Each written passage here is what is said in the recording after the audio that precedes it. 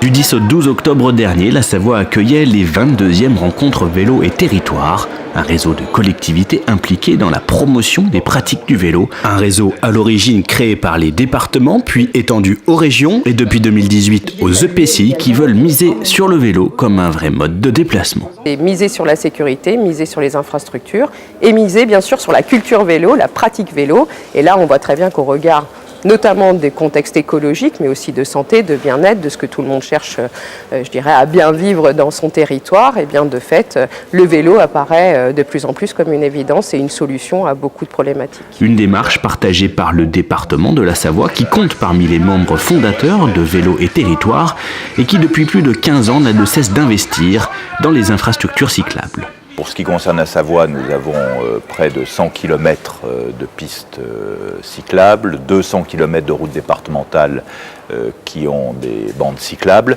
On a des chantiers emblématiques comme le tunnel du Chat dont je parlais tout à l'heure, le tunnel du Siècle qui va bientôt ouvrir en parenthèse d'ailleurs sur une route nationale et pas départementale, mais on sait que c'est un travail de longue haleine et donc c'est pourquoi nous y consacrons 1 à 2 millions d'euros par an depuis 20 ans et qu'on va continuer. Outre des temps de conférences et d'ateliers thématiques, ces rencontres proposaient aussi un salon professionnel pour rapprocher les acteurs, collectivités, associations et entreprises. Avec 4 points de charge, on est autour de 5 000 €. Une borne avec 2 points de charge, on est autour de 3 002.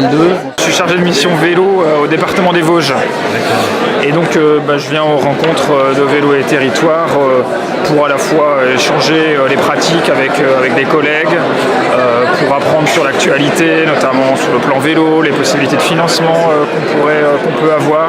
Les collectivités s'intéressent de plus en plus effectivement au vélo, notamment en fait les collectivités dans des villes plus petites ou des villes rurales. Ça montre que le vélo en fait répond pas seulement à des questions de mobilité dans les grandes villes, mais également dans des plus petites communes. Du plan à la pratique, ces 22e rencontres vélo et territoire proposaient à tous les participants une balade sur le terrain pour visiter et tester les différentes réalisations portées par les acteurs en Savoie, à commencer par la vélostation de Chambéry, les nouvelles voies cyclables de sortie de ville et la voie verte menant au lac du Bourget. Parfait, c'est très agréable. Dans le peloton, quelques vélos hydrogène, dont 2 utilisés par les agents du département de la Savoie dans le cadre de l'expérimentation menée avec la société Attaway. Là, avec le vélo du département, j'ai pu faire pas mal de choses et c'est vrai que j'ai beaucoup moins utilisé ma voiture cette année. Je reconnais. Et après une halte à l'Institut national de l'énergie solaire sur Savoie Technolac, le groupe des VAE poussait jusqu'à la toute nouvelle galerie de sécurité du tunnel du Chat, une galerie ouverte aux vélos et aux piétons, le dernier investissement majeur porté par le département de la Savoie.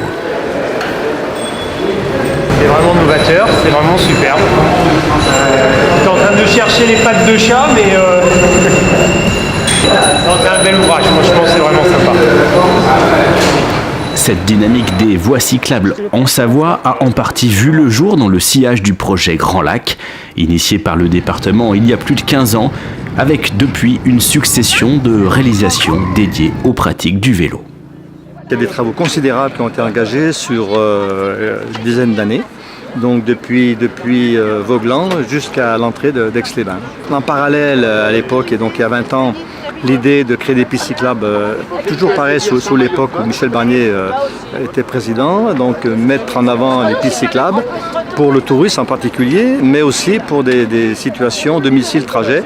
Ça a été le cas de la piste cyclable qui relie Chambéry au Bourget-du-Lac et maintenant Aix-les-Bains. Et c'est un travail qui a duré, encore une fois, plusieurs années et qui a représenté également des budgets conséquents. Des investissements qui se poursuivent aujourd'hui ailleurs sur le territoire savoyard. Et là, nous travaillons pour relier donc Albertville à Montmélian. Une partie a déjà été réalisée.